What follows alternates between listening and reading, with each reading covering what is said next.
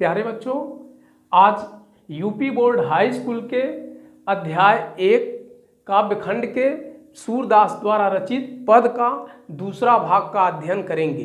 पहले भाग को 1 से 5 तक के पदों को पहले भाग में रखा गया है और 6 से 11 तक के पदों को दूसरे भाग में रखा गया है। तो चलिए आज 6वें पद का अध्ययन करते हैं। प्रस्तुत पद में सूरदास जी ने वंशी के प्रति गोपियों के ईर्ष्या भाव का वर्णन किया गया है। तो पढ़ते हैं।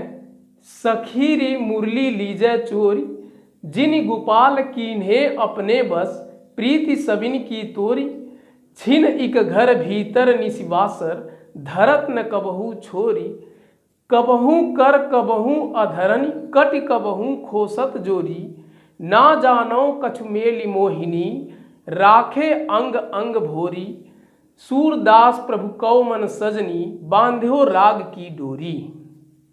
तो प्यारे बच्चों, अब हम इसका व्याख्या करते हैं। सखीरी मुरली लीजै चोरी। गोपी, एक गोपी दूसरे गोपी से कहती है, हे सखी, श्री कृष्ण भगवान की मुरली को चुरा लिया जाए। क्यों चुरा लिया जाए? दूसरी लाइन में देखिए, जिन गोपाल कीन्हे अपने बस, प्रीति सबिन की तोरी। जिस मुरली ने गोपाल श्री कृष्ण भगवान को किन्हे मिस किया है, अपने बस में, जिस मुरली ने श्री कृष्ण भगवान को अपने बस में कर लिया है, प्रीति सबन की तोरी, और हम सब गोपियों के तरफ से प्रीति को, स्नेह को तोड़ करके श्री कृष्ण भगवान को वह मुरली अपने बस में कर लिया है। छिन इक घर भीतर निसिवासर। छिन मीन्स क्षण, एक कुछ क्षण।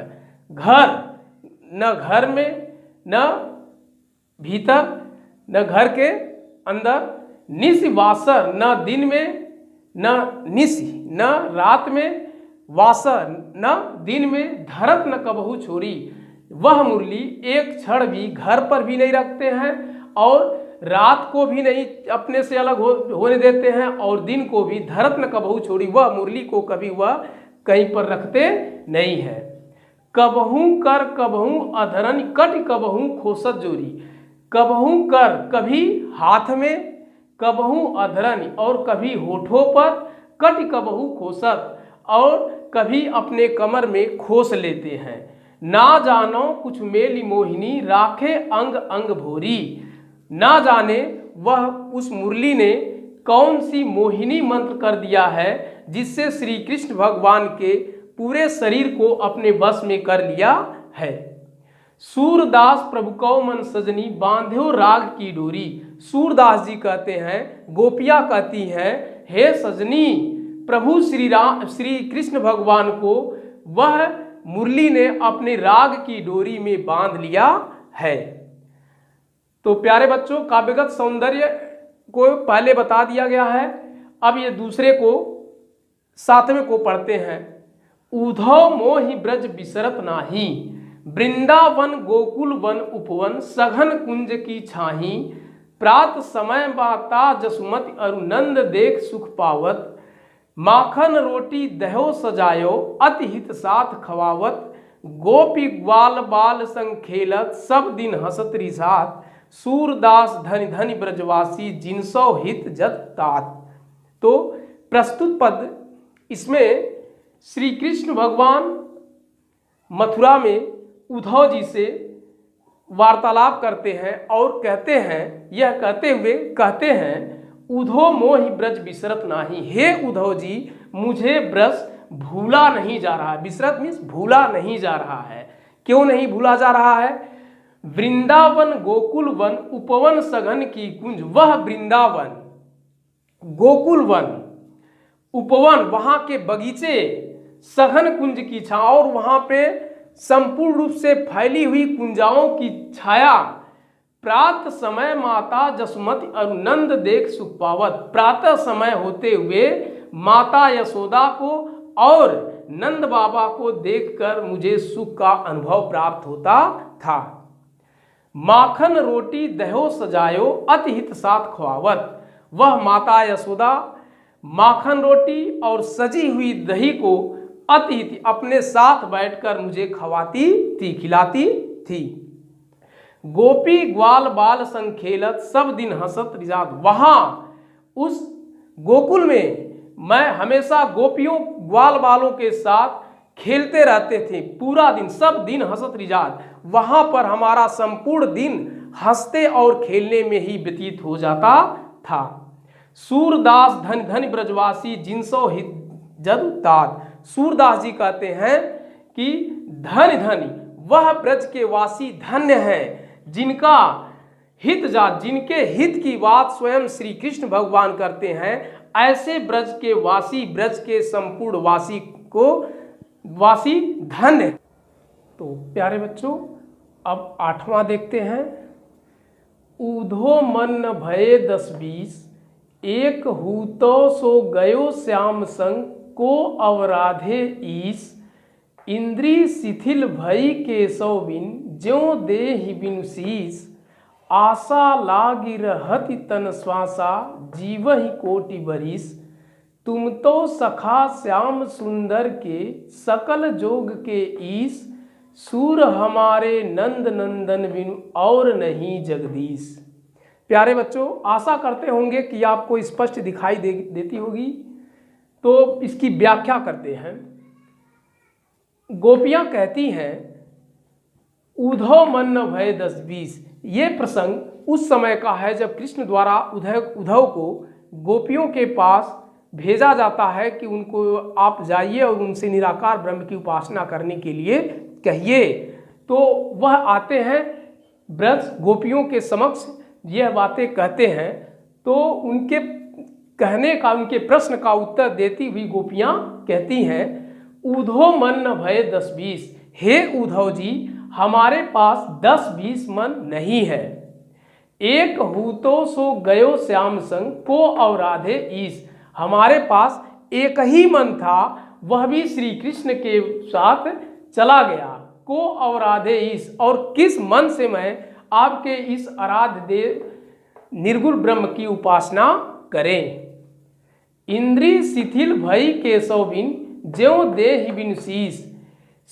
हमारी सारी इंद्रियां शिथिल हो गई हैं। श्री कृष्ण के बिना हमारी सारी इंद्रियां शिथिल हो गई हैं। जिस प्रकार से ज्यों देहि बिनु शीस, जिस प्रकार से बिना सर का शरीर हो जाता है, उसी प्रकार से श्री कृष्ण भगवान के चले जाने से हमारी सारी इंद्रियां शिथिल हो गई हैं। आशा लागी रहत तन श्वासा, जीवहि कोटि बरिस। बस हमको यह आस लगी हुई है, इस आस में हमारी सांसें चल रही हैं। जीवहि कोटि बरिस, मैं ऐसे ही करोड़ों वर्ष जीवित रह लूंगी।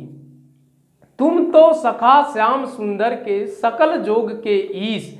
हे उद्धव जी, आप तो सखा हैं श्याम सुंदर के, आप तो श्री कृष्ण भगवान के प्रिय मित्र हैं, सकल जोश की, और आप संपूर्ण योग को मिलाने की, एक दूसरे बिछड़े को मिलाने के लिए योग को भी आप जानते हैं। सूर हमारे नंद नंदन बिन, और नहीं जगदीश। इस प्रकार से सूरदास जी कहते हैं कि गोपियां कहती हैं हमारे नंद के नंदन अर्थात श्री कृष्ण भगवान के अलावा और नहीं जगदीश, और नहीं कोई आराध्य देव है हमारे हैं। तो अब चलिए 9वां देखते हैं। उद्धव जाहि तुम्हि हम जाने, श्याम तुम्हि हो को नहीं पठियो। तुम हो बीच भुलाने, ब्रज नारिन सो जोग कहत हो, बात कहत न लजाने। बड़े लोग न विवेक तुम्हारे, ऐसे भय अयाने। हम सो कही लई हम सही के, जिय गुनि ले सयाने। कह अबला कह दशा दिगंबर, मस्ट करो पहचाने। साच कहो तुमको अपनी सो, बूझति बात निदाने। सूर्य श्याम जब तुम ही पठायो, तब नय कहो मुस्काने। इस प्रकार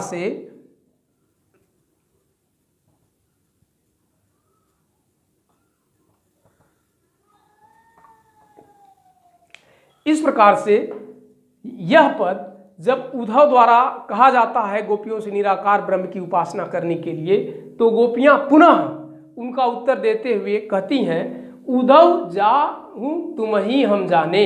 हे उद्धव जी आप जाइए, हमको पता चल गया है, हम जान गए हैं। श्याम तुम ही हो को नहीं पठियो, तुम हो बीच भुलाने। श्याम श्री कृष्ण भगवान आपको यहाँ नहीं भेजा है, यहाँ को नहीं पठियो, यहाँ के लिए आपको नहीं भेजा है, तुम हो बीच भुलाने, और आपने बीच में ही रास्ता को भूल गए हैं। ब्रज नारीन सो जोग कहत हो, बात कहत न जाने। और आप आकर यहाँ पे ब्रजवासियों की नारियों के संग योग की बात कहते हैं, आपको लज्जा नहीं आती है। बड़े लोग न विवेक तुम्हारे, ऐसे भय अयाने। आप बड़े लोग हैं और बुद्धियों से युक्त हैं तुम्हारे, लेकिन ऐसे हमको प्रतीत हो रहा है कि आपके पास बुद्धि नहीं है। ऐसे भय, आप वैसे ही सयाने हो गए हैं, आप वैसे ही बड़े हो गए हैं। हम सौ कहीं लई हम सही के, जिय गुण ले सयाने। हे उद्धव जी आप तो हमसे कह दिए और हम सह लिए, लेकिन आप जिय गुण ले सयाने, और आप ब्रज में और किसी गोपियां से मत कहिएगा। कह अबला कह दशा दिगंबर, मस्त करो पहचाने। हे उद्धव जी कहाँ हम सब अबला, कह दशा दिगंबर, हम सब की वैसे ही दशा खराब है, मस्त करो पहचाने। आप योग की बात करते हैं, इस प्रकार से हम सबको आप पहचाने और हमारे की बात करें, हमारे हित की बात करें। सांच कहो तुमको अपनी सौ बूझत बात निदाने। हे उद्धव जी आप सत्य कहिए, सांच कहो तुमको अपनी सौ। हे उद्धव जी आप अपनी सौगंध खाकर सच सच कहिए, बूझत बात निदाने। कि जो मैं पूछती हूँ, जो मैं प्रश्न पूछती हूँ, उसकी बात आप सही सही दीजिए। सूर श्याम जब तुम ही पठायो, तब नए को मुस्काने। सूरदास जी कहते हैं कि गोपियाँ कहती हैं कि जब श्री कृष्ण भगवान आपको यहाँ पर भेजे हैं, तब नए को मुस्काने, तो श्री कृष्ण भगवान के चेहरे पर मुस्कान नहीं हुई थी। प्यारे बच्चों अब 10वां देखते हैं। निर्गुण कौन देश को वासी, मधुकर कहीं समझाई सौह दे, बूझत न साच न हासी। को है जनक कौन है जननी, कौन नारी को दासी। कैसे वरन वेश है कैसो, किहि रस में अभिलाषी। पाओगे पुण्य कियो आप नौ, जोर करे वो गासी। सुनत मौन है रहो बाबरो, सूर सबय मतिनासी। इस प्रकार से अब व्याख्या करते हैं। निर्गुण कौन देश को वासी, यह गोपियां कहती हैं उद्धव जी से, हे उद्धव जी निर्गुण कौन, ये जो आप निर्गुण ब्रह्म की उपासना करने के लिए कह रहे हैं, यह किस देश का रहने वाला है। मधुकर कहीं समुझाई सौदे, तब तक एक मधुकर भ्रौरा वहां पर आ जाता है। गोपियां उसको उसके माध्यम से उद्धव जी से पूछती हैं, मधुकर कहीं समुदाय सौदे, बूझत सांच न हासी। कि हे मधुकर उद्धव जी से कह दो कि मैं आपको अपनी सौगंध दिलाकर कहती हूँ, बूझत सांस न आती, सही कह रही हूँ, मैं हंसी मजाक नहीं कह रही हूँ। इस प्रकार से को है जनक को है जननी। हे उद्धव जी बताइए उस निर्गुण ब्रह्म का कौन माता है, कौन पिता है, कौन माता है, कौन नारी को दासी, और उसकी पत्नी कौन है और कौन उसकी दासी है। कैसे वरण है, किस रंग का है, वेश है कैसो, कैसे वेशभूषा है उनका, कि रस में अभिलाषी, और किस रस को वह प्राप्त कराते हैं। पावेगो पुण्य कियो आपने, जोर करेगो गासी, जोर करेगो गासी। इस प्रकार से गोपियां कह रही है उद्धव जी से कि अगर आप झूठ बोलेंगे तो उसी प्रकार से जैसे पावेगो, वह व्यक्ति उस प्रकार से अपने किए गए कर्मों का ही फल को प्राप्त करता है। जोर करोगे गासी, अगर आप झूठ बोलेंगे तो उसका फल भी आपको भुगतना पड़ेगा। सुनत मौन है रहो बाबरे सूर सबय मथनासी। इस प्रकार से सूरदास जी कहते हैं गोपियां के इस बातों को सुनकर उद्धव जी मौन रह जाते हैं और ठगे रह जाते हैं। सूर सबय नाथनासी, वह ज्ञान के सागर उद्धव जी का सारी बुद्धि नष्ट हो जाती है। अब 11वां देखते हैं। संदेशो देवकी सो कहियो, हाँ तो धाय तिहारे सुत की दया करत ही रहे हो। जदपि टेप तुम जानत उनकी, तऊ मोहि कहीं आवे। प्रात होत मेरे लाल लड़ैते, माखन रोटी भावे। तेल उबटो और तातो जल, ताहि देखि भज जाते। जोई जोई मांगत सोई सोई देती, क्रम क्रम करके नहाते। सूर पथिक सुनि मोहि रैन दिन, बढ़्यो रहत उर संकोच। मेरो अलक लड़े तो मुहन, वह करत संकोच। इस प्रकार से इसकी व्याख्या करते हैं। यह उस समय का पद है जब उद्धव जी श्री कृष्ण के पास अब जाने को होते हैं। तब माता यशोदा कहती है उद्धव जी से कि एक मेरा संदेश है जो देवकी से कह दीजिएगा। संदेश देवकी से कहिए। वह कहती हैं कि यह संदेशा देवकी से कह दीजिएगा। हाँ तो धाय तिहारे सुत की दया करत रही है कि देवकी से कह दीजिएगा, मैं तो तुम्हारे सुत की, तुम्हारे पुत्र की दाई हूँ, दया कर हम पे दया ही बनाए रखिएगा। जदपि टेप तुम जानत उनकी, तऊ मोहि कहीं आवे। इस प्रकार से श्री कृष्ण भगवान की लीलाओं को वह जब वह उनके मन में आता है, तब वह वहाँ पर उनको श्री कृष्ण भगवान की मोह जैसी भावना उनके अंदर आ जाती है। प्रात होत मेरे लाल रहते, माखन रोटी भावत। वहाँ पर प्रातः होते श्री कृष्ण भगवान को माखन रोटी अत्यधिक प्रिय होता है और तेल उबंटो और तातो जलता ही देखी भज जाते।